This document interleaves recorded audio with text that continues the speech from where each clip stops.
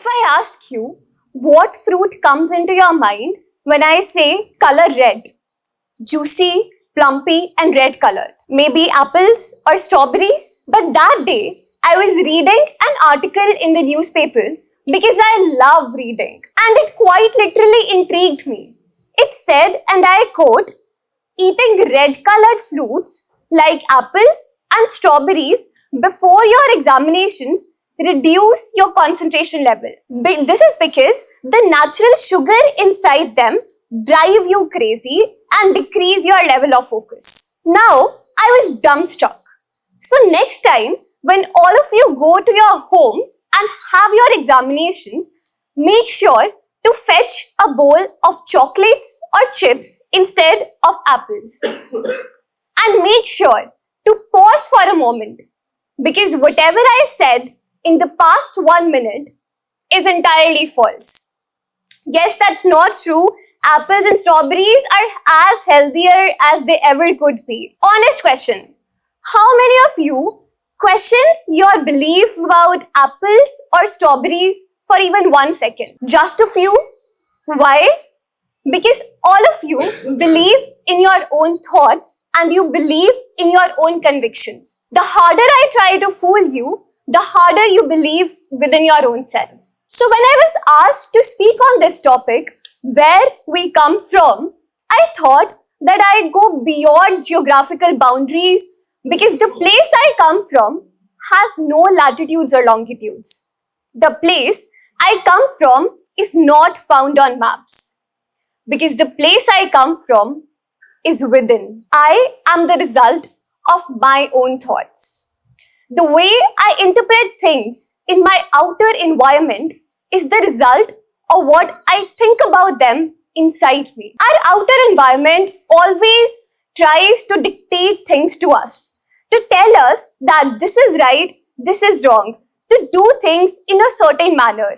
But if we believe in our own conviction, our inner thoughts, no power in the world can ever beat us. Our mind is always wired to push towards comfort. We always try to look for some cheat codes or maybe try to tread on unethical paths just because they are easy. But my mother told me that day, always go for a harder right than an easier wrong.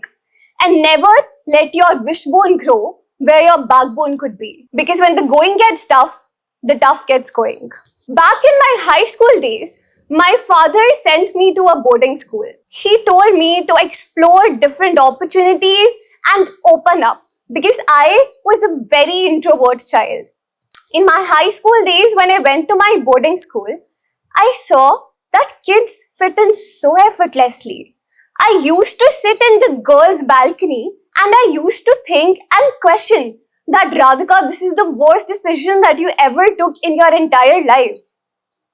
I used to never talk to my friends, nor even professors. But there was one professor who witnessed my behavior. She told me that, Radhika, opportunities will never knock until you build a door. And boarding is a place where there are innumerable of opportunities.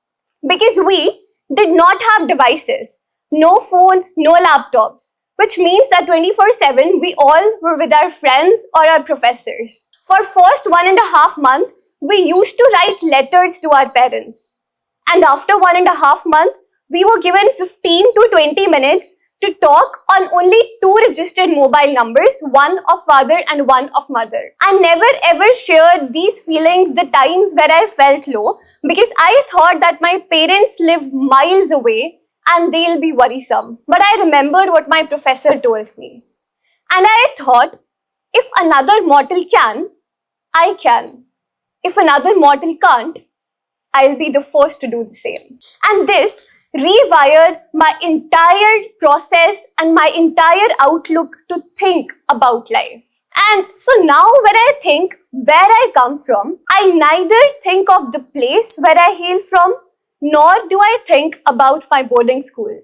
I think about the experiences that ever shaped me, the experiences that pulled me down, and the same experiences that helped me to rise, to grow, and to become what I am today. But the problem is that we all choose to ignore to sit with our own selves. There was a study conducted in University of Virginia where people were told to sit in a dark room and they were given an option to choose.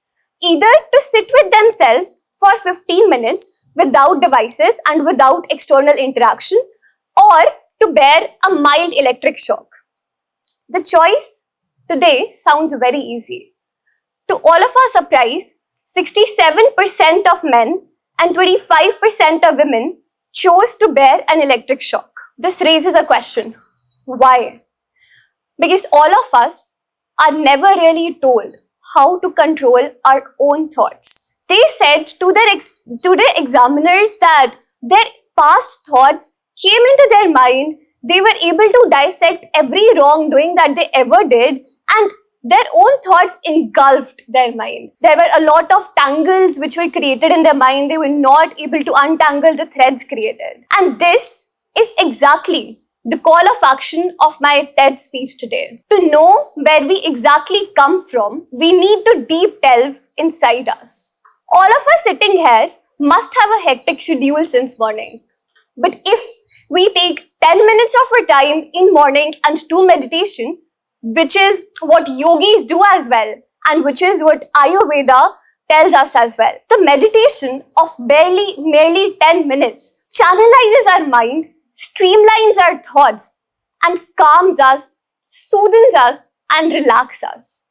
And we are able to think and to deep delve inside who we really are. So when my friend, she is my best friend, she was walking past her aunt's balcony that day, she heard voices. Oh, she talks like this, she smiles like this, she wears a dress like this. In our 20s, we try to please people that may not even remember us 10 years down the line. And in the process of becoming people pleasers, we forget to take a moment to please our own selves, to appreciate our own selves, and to deep delve and see what we really are and where we really come from. Today, when I stand here and all of you are able to truly analyze where I come from, because I'm speaking from inside, I'm speaking my own thoughts, I'm speaking from my own conviction and self-belief. I would like to leave all of you with an interesting story. The most expensive speech in history lasted for only 8 seconds. Yes, you heard that right, only 8 seconds. The American Psychological Association, APA, invited 10,000 psychologists. People flew in from all across America and all across the world just to listen to one person, William James, the father of American psychology. For 30 minutes, the gentleman on the stage spoke about his credentials, his publications, the societies where he had worked with, and various books that he had published. His credentials, achievements, works, everything was spoken. And that moment finally came. Ladies and gentlemen, William James. Everybody hooted at the top of their voices. When William James took the stage, he said, people by and large become what they think of themselves. Thank you. And he left. Half of the audience was furious to listen to only a speech that lasted for 8 seconds, a speech for listening to which they had flew from entire nations all across America, all across world. But half of the auditorium did not shout or did not react anything, because they knew that they heard the most profound words that they ever could. People by and large become what they think of themselves, because these words came from within, and these words truly reflected what William James was and where he came from and where did he actually reach. I'd like to leave all of you with a simple thought that I really admire. World will always try to tell you who you are, to limit you, to define you, to label you, and to dictate things in a certain manner. But at the end of the day, the loudest voice is you, and a voice that comes from within. And remember that I don't want to have a label. I want to have a legacy. Thank you.